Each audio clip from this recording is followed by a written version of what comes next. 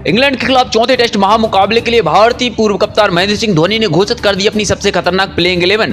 Team में से इन 4 दिग्गज शेरों को बाहर करके इस विकेटकीपर को दिया अचानक मौका। जी हां दोस्तों, बिल्कुल सही सुन रहे हैं। तो ऐसे में आखिरकार भारतीय पूर्व कप्तान महेंद्र सिंह धोनी ने भारतीय टीम में क्या बड़ा बदलाव कर दिया है और टेस्ट सीरीज जीतने के लिए इंग्लैंड को कुचलने के लिए किस तरीके से अपने 11 भूखे शेरों का ऐलान किया है, सब कुछ आपको इस ब्रॉड रिपोर्ट में दिखाने जा रहे हैं। मगर उससे पहले आपको क्या लगता है कि भारतीय टीम इस महामुकाबले को जीतकर श्रृंखला को अपने नाम कर पाएगी या नहीं? प्रतिक्रिया कमेंट में दीजिए। नए हैं तो चैनल को सब्सक्राइब करना नहीं भूलिएगा। दोस्तों आपको बता दें, भारत और इंग्लैंड के बीच में 5 मैचों की टेस्ट श्रृंखला शानदार तरीके से जारी है, जिसमें भारतीय टीम ने पहले टेस्ट महामुकाबले में हार झेली थी, मगर उसके बाद फिर शानदार प्रदर्शन करते हुए भारतीय टीम ने दूसरे टेस्ट महामुकाबले में इंग्लैंड को कुचल कर रख दिया। अगर बात करें तीसरे टेस्ट महामुकाबले की, तो इसमें तो भारतीय टीम ने आतंकी मचा दिया। इंग्लैंड को 434 रन के महाअंतर से हराया था। लगातार पिछले 2 टेस्ट में यशस्वी जायसवाल का तूफानी अंदाज दिखाई दिया है, जबकि भारतीय टीम पूरी तरीके से गेंदबाजों में स्पिनर्स और तेज गेंदबाज तूफान मचाते हुए नजर आ रहे थे। इसके अलावा इंग्लैंड का जीतना बेहद ज्यादा मुश्किल नजर आ रहा है, मगर अभी चौथे टेस्ट महामुकाबले में भारतीय टीम भी अपनी पूरी एड़ी चोटी का जोर लगाएगी,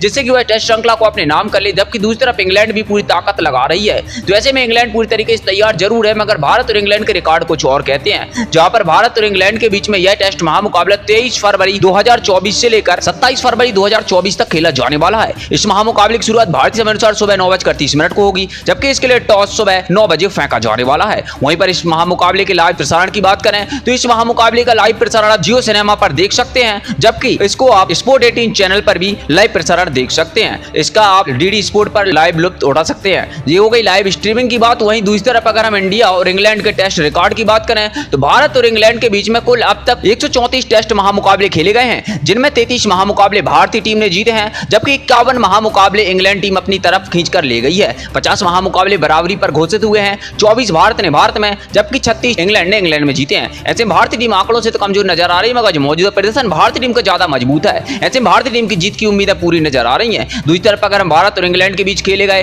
टेस्ट महामुकाबले के बाद अब इस टेस्ट के लिए बात करें तो भारतीय पूर्व कप्तान महेंद्र सिंह धोनी ने प्रेस कॉन्फ्रेंस करते हुए रोहित शर्मा को सलाह देकर अपने 11 भूखे शेरों का ऐलान कर दिया है, जिसमें बतौर ओपनर उन्होंने फिर से रोहित शर्मा और यशस्वी जायसवाल को मौका देने की बात कही है। यशस्वी जायसवाल ने पिछले 2 टेस्ट महामुकाबलों में बैक टू बैक 2 दोहरा शतक जड़े हैं और उनके फॉर्म पर शक करना गलत होगा। कंटिन्यूअसली वह T20 की तरह क्रिकेट खेलते हैं। पिछले टेस्ट महामुकाबले में उन्होंने शानदार 90 से भी ज्यादा की स्ट्राइक रेट के साथ दूसरी पारी में 214 रन की जो पारी खेली थी और वह भी नाबाद रहे थे। अगर मौका मिलता तो वह 300 भी बना सकते थे। ऐसे में जायसवाल भारतीय टीम के ओपनिंग के सबसे खूंखार शेर हैं। रोहित शर्मा की बात करें तो पिछले महामुकाबले में खतरनाक वापसी की। भले पिछले टेस्ट की दूसरी पारी में 19 रन पर आउट हुए, मगर पहली पारी में 131 रन की जो पारी खेली थी वह कोई नहीं भूल सकता है, जिसमें कि उन्होंने शानदार 196 गेंदों का सामना किया था और 66 से ज्यादा की स्ट्राइक रेट से बल्लेबाजी की थी। तो ऐसे में भारतीय टीम इंग्लैंड पर काफी नजर ओपनिंग में ही नजर आने वाली है। तीसरे स्थान पर आपको शुभमन गिल का तूफान दिखाई देने वाला है। शुभमन गिल बेहद ही शानदार खिलाड़ी है और पिछले महामुकाबले की जब दूसरी पारी में भारतीय टीम लड़खड़ा रही थी, इन्होंने 151 गेंदों में 91 रन की पारी खेलकर वापसी की और बेहद लंबे समय बाद जब टेस्ट में उनका बल्ला चला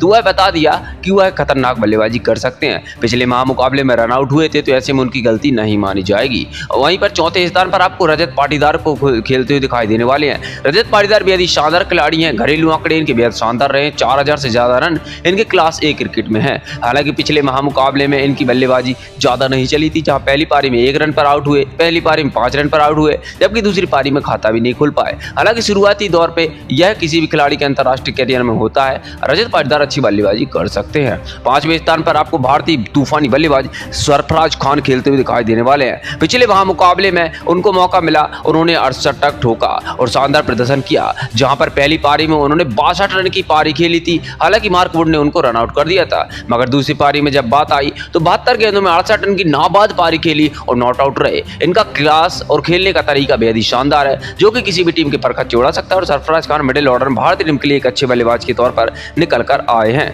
वहीं पर 6वें स्थान पर आपको ध्रुव जुरैल का विकेट कीपिंग अंदाज दिखाई देने वाला है। विकेट कीपर बल्लेबाज ध्रुव जुरैल बेहद ही शानदार विकेट कीपिंग कर रहे हैं। पिछले महामुकाबले में कुछ विकेट कीपिंग ने इतनी शानदार की थी कि महेंद्र सिंह धोनी की याद दिला दी थी और ये अपनी शानदार बल्लेबाजी से भी किसी मुकाबले को पलट सकते हैं। हालांकि अभी तक तो इनका बल्ला ज्यादा नहीं चल पाया है। पिछले महामुकाबले की पहली पारी में 46 रन जरूर बनाए थे, मगर दूसरी पारी में इनको बल्लेबाजी करने का मौका नहीं मिला। ऐसे में ध्रुव जुरैल भी अच्छा बल्लेबाजी ऑप्शन है। जबकि 7वें स्थान पर आपको रविंद्र जडेजा खेलते हुए दिखाई देने वाले हैं। रविंद्र जडेजा पिछले महामुकाबले के मैन ऑफ द मैच रहे थे। गेंदबाजी हो या बल्लेबाजी दोनों में इन्हें कमाल करके दिखाया था। पहली पारी में शानदार 112 रन बनाए और 2 विकेट लिए, दूसरी पारी में 5 विकेट लिए और यही कारण रहा कि किसी भी टीम को यह अकेले दम पर चकनाचूर करने की क्षमता रखते हैं।